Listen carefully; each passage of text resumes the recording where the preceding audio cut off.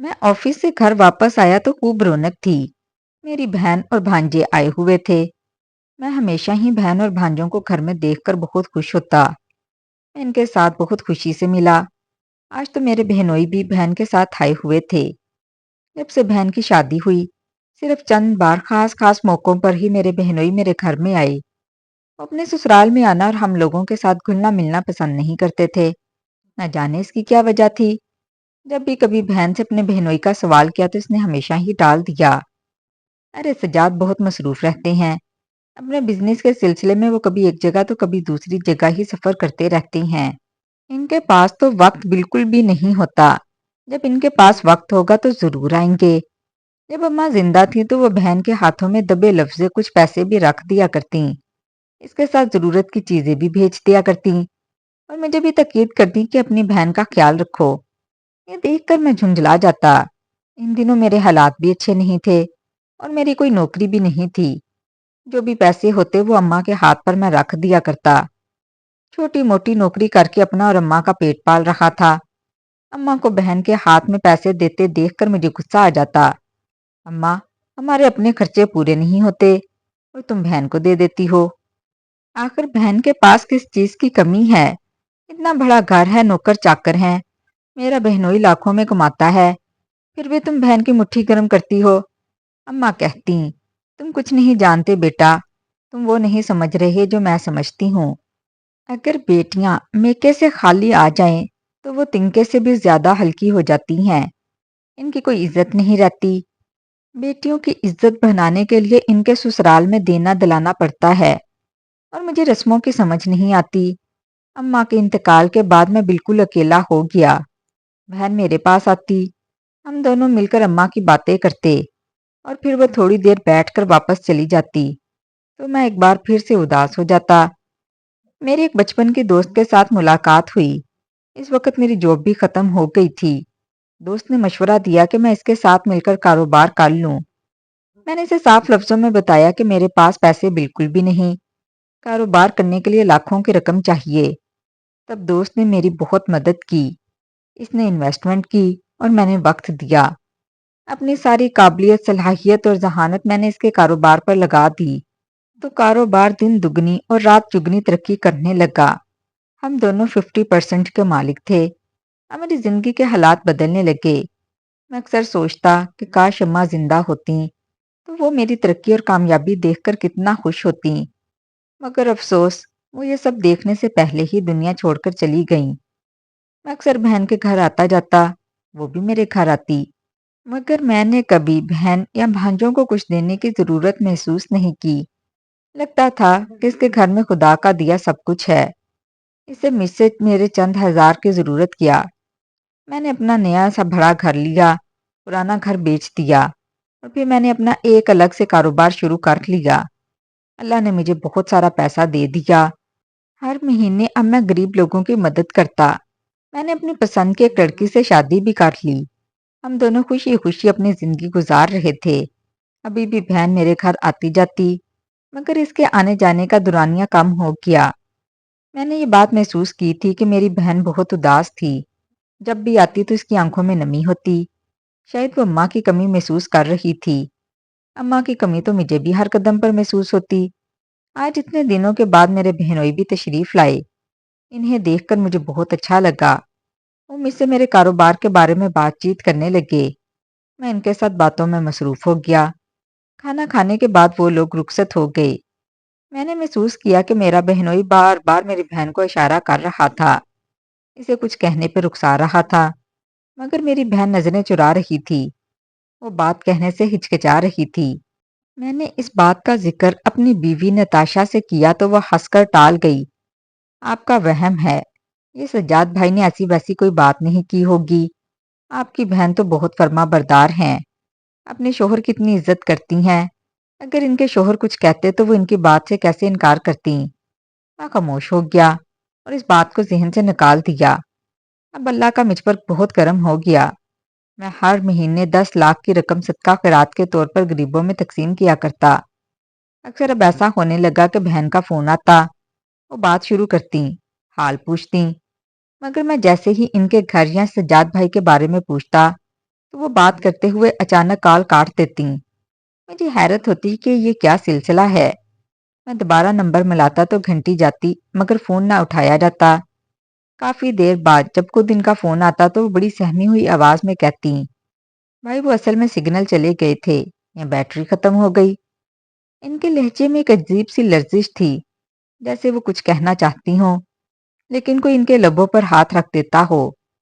ان کے آواز میں اب وہ پہلے جیسے کھنک نہیں تھی بلکہ ایک اداسی تھی۔ صرف فون ہی نہیں، جب بھی وہ کبھی میرے گھر آتی تو گھنٹوں صوفے کے کونے میں دب کر بیٹھی رہتی۔ وہ مجھے اور میری بیوی نتاشا کو ہنستے بولتے دیکھتی تو ان کی آنکھوں میں ایک حسرت سی جاگ اٹھتی۔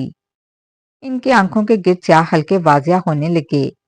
مجھے کئی بار لگتا کہ وہ مجھ سے کچھ کہنا چاہتی ہیں۔ وہ میری طرف دیکھتی، ان کے لب ہلتے جیسے کوئی بہت بڑا راز یا کوئی بہت بڑی تکلیف بانٹنا چاہتی ہوں، مگر پھر نتاشا کے کمرے میں آتے ہی وہ فوراً اپنی نظریں جھکا لیتی اور بات بدل لیتی۔ مجھے احساس ہوتا کہ ان کے اندر کوئی طوفان پل رہا ہے، مگر میں اپنی دولت کے نشے اور سجاد بھائی کی ظاہری عمارت کے دھوکے میں ایسا اندھا ہوا کہ ان کی خاموش التجاؤں کو بھی نہ سمجھ سکا۔ پھر ایک رات قدرت نے میرے ضمیر پر دستک دی۔ میں گہری نیند میں تھا۔ میں نے خواب دیکھا۔ چاروں طرف گپ اندھیرا تھا اور اس اندھیرے میں کہیں سے میری مرحومہ اماں نمودار ہوئیں۔ وہ ہمیشہ کی طرح سفید لباس میں تھیں، لیکن ان کا چہرہ کرب سے نڈھال تھا۔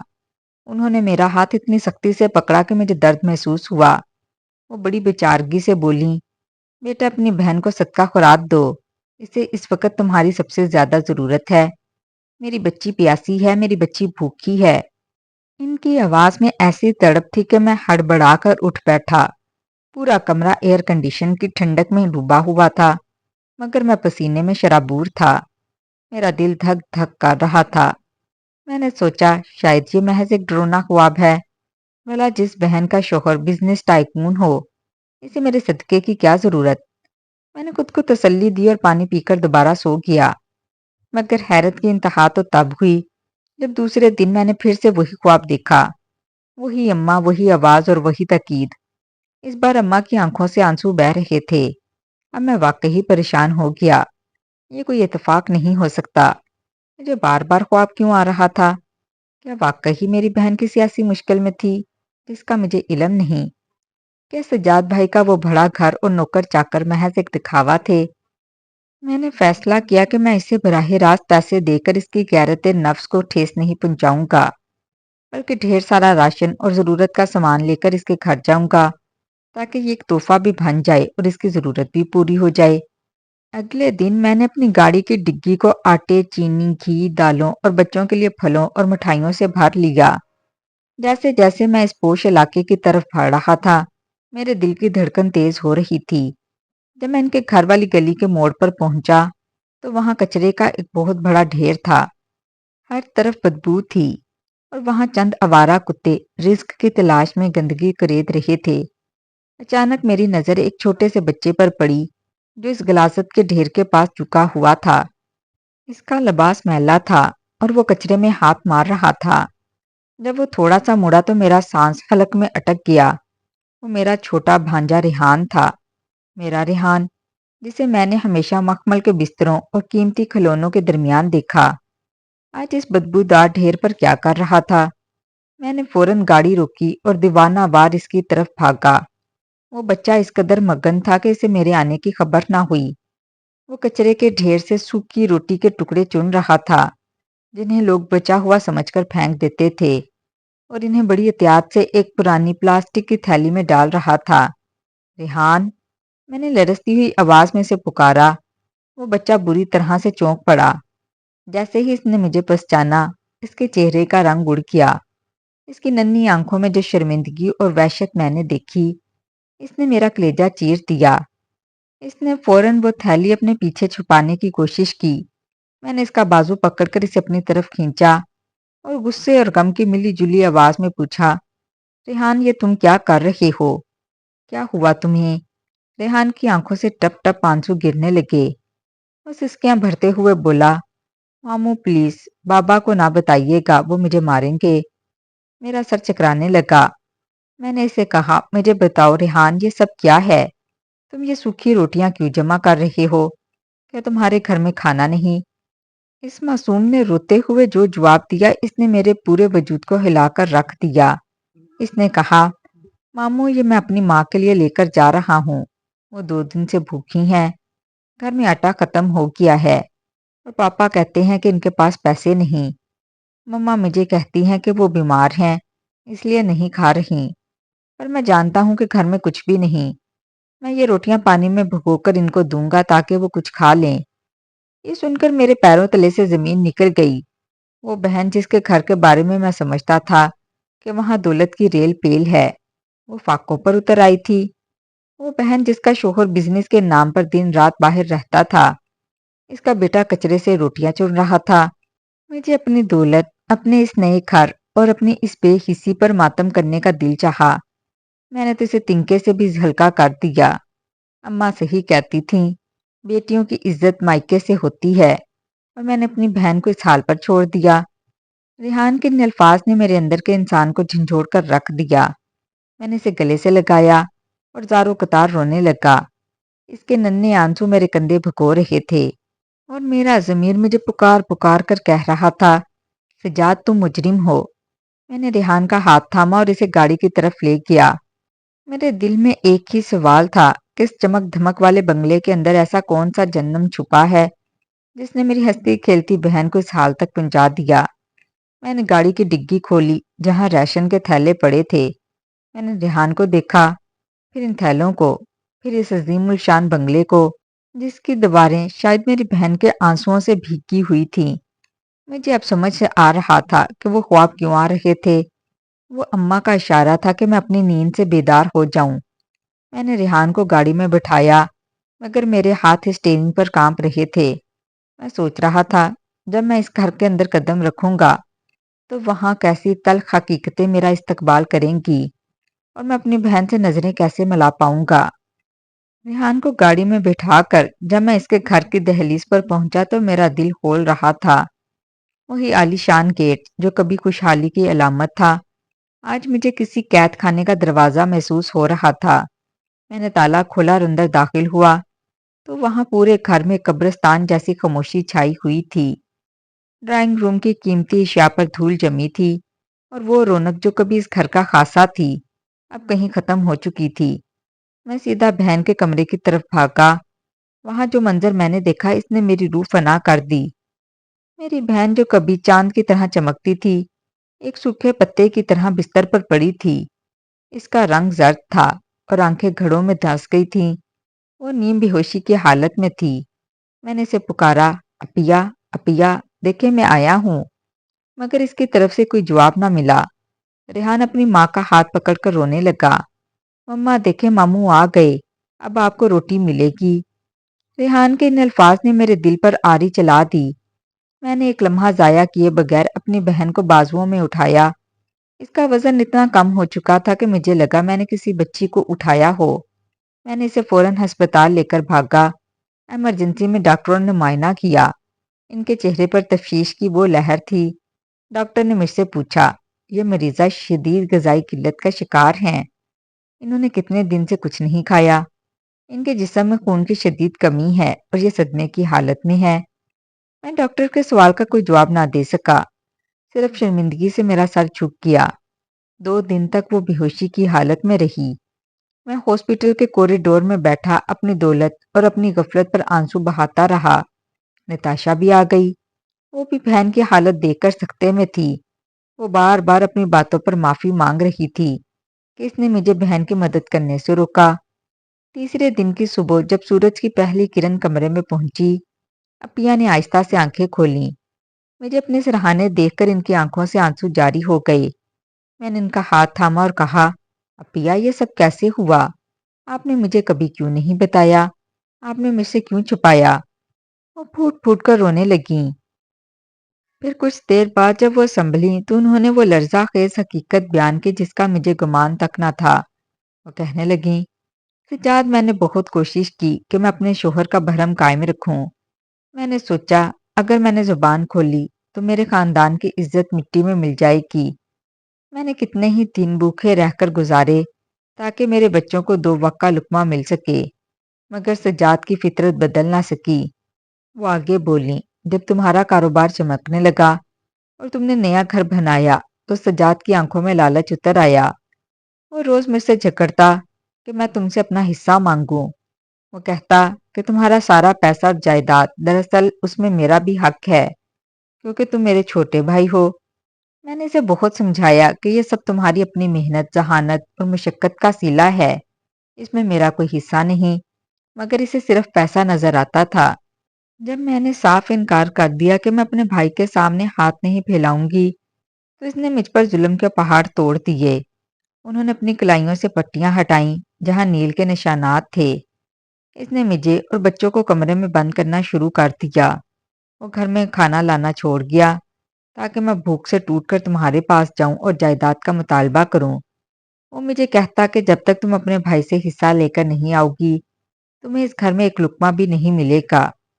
میں نے سوچا کہ میں مر جاؤں گی مگر اپنے بھائی کی محنت پر ڈاکہ نہیں ڈالنے دوں گی۔ وہ تو بزنس کا بہانہ کر کے باہر ہوٹلوں میں کھاتا رہا اور ہم یہاں گھٹ گھٹ کر مرتے رہے۔ یہ سن کر میرا خون کھولنے لگا۔ وہ شخص جسے میں اپنا بہنوئی سمجھ کر عزت دیتا تھا وہ اتنا گھٹیا نکلا۔ میں نے عپیہ کو تسلی دی اور وعدہ کیا کہ اب وہ کبھی اس جہنم میں واپس نہیں جائیں گی۔ میں انہیں اپنے گھر لے آیا۔ نتاشا اور میں نے مل کر ان کی خوب خدمت کی۔ میں نے ان کے لیے بہترین غذا اور ادویات کا انتظام کیا۔ آہستہ آہستہ ان کی صحت بہتر ہونے لگی۔ ریحان اور باقی بچوں کے چہرے پر بھی رونق واپس آنے لگی۔ اب میرا گھر واقعی ایک گھر لگ رہا تھا کیونکہ وہاں میری بہن کی دعائیں شامل تھیں۔ اسی دوران سجاد بھائی کا کئی بار فون آیا۔ وہ اب بھی اپنے مطالبے پر اڑے ہوئے تھے مگر میں نے ان کی ایک نہ سنی۔ میں نے فیصلہ کر لیا کہ میں قانونی کارروائی کروں گا، لیکن عپیہ اب بھی ان کے لیے دعا کرتی کہ اللہ انہیں ہدایت دے۔ کچھ مہینے گزر گئے۔ ایک دن مجھے اطلاع ملی کہ سجاد بھائی کا ایک خوفناک کار حادثہ ہوا ہے۔ ان کی گاڑی بری طرح تباہ ہو گئی اور وہ خود زندگی اور موت کی کشمکش میں ہسپتال میں تھے۔ جب میں اور عپیہ وہاں پہنچے تو وہ ICU میں پڑے تھے۔ ان کی دونوں ٹانگیں ٹوٹ چکی تھیں اور چہرے پر گہرے زخم تھے۔ جیسے ہی انہوں نے ہمیں دیکھا ان کی آنکھوں سے آنسو بہنے لگے۔ وہ بولنے کی سکت نہیں رکھتے تھے۔ انہوں نے عپیہ کا ہاتھ پکڑ کر اشارے سے معافی مانگی۔ جب وہ کچھ بہتر ہوئے تو انہوں نے مجھ سے کہا، سجاد، میں نے تم سے اور اپنی بیوی سے بہت بڑی زیادتی کی۔ میں نے پیسے کی ہوس میں اپنی جنت اپنے ہاتھوں سے اجاڑ دی۔ اللہ نے مجھے اس کا پھل دے دیا ہے۔ میں نے جس جائیداد کے لیے اپنی بیوی کو بھوکا رکھا، آج اسی جسم کو سہارا دینے کے لیے میرے پاس اپنے پاؤں نہیں رہے۔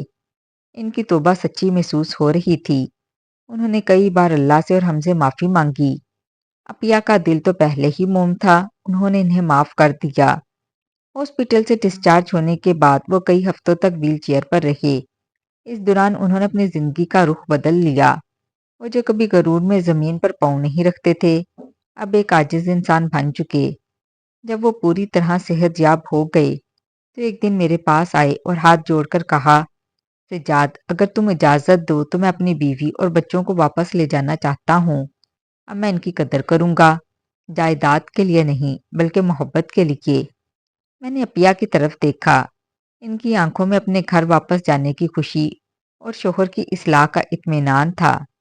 میں نے انہیں خوشی خوشی رخصت کیا، مگر اس بار میں نے اماں کی نصیحت نہیں بھلائی۔ میں نے عپیہ کے ہاتھ میں ایک بڑی رقم اور گاڑی کی چابیاں تھمائیں اور کہا، عپیہ، یہ صدقہ نہیں، یہ آپ کے بھائی کی طرف سے آپ کا مان ہے تاکہ کبھی کسی کے سامنے آپ کو سر نہ جھکانا پڑے۔ یہ آپ کا حق ہے۔ بھائیوں کی کمائی پر ان کی بہنوں کا بھی حق ہوتا ہے۔ عپیہ نے مجھے گلے سے لگا لیا۔ جیتے رہو، ہمیشہ خوش رہو۔ ان کی دعا سن کر لگا کہ میری ساری عبادتیں، ریاضتیں قبول ہو گئیں۔ دور کہیں اماں کی روح بھی مجھے دیکھ کر مسکرا رہی ہے۔ آج میری بہن اپنے گھر میں خوش ہے اور سجاد بھائی ایک بدلے ہوئے انسان ہیں۔ مجھے احساس ہوا کہ کبھی کبھی اللہ ہمیں خوابوں کے ذریعے اس لیے جھنجھوڑتا ہے تاکہ ہم اپنوں کی خاموش پکار سن سکیں اور دولت کے نشے میں انسانیت نہ بھول سکیں۔